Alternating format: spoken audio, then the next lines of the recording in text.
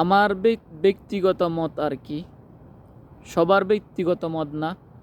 আমার ব্যক্তিগত মত হচ্ছে আল্লাহ তাআলা আমার শরীরটা যদি সুস্থ রেখে আমাকে আল্লাহ তাআলা 3 বেলা খানা খাওয়ান, আলহামদুলিল্লাহ।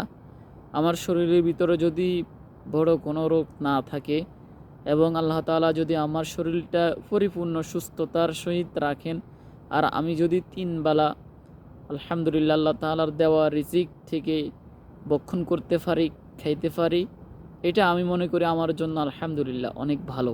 মানে আমার জন্য এটাই আল্লাহ তাআলার দেওয়া শ্রেষ্ঠ নেয়ামত এবং অনেক বড় নেয়ামত।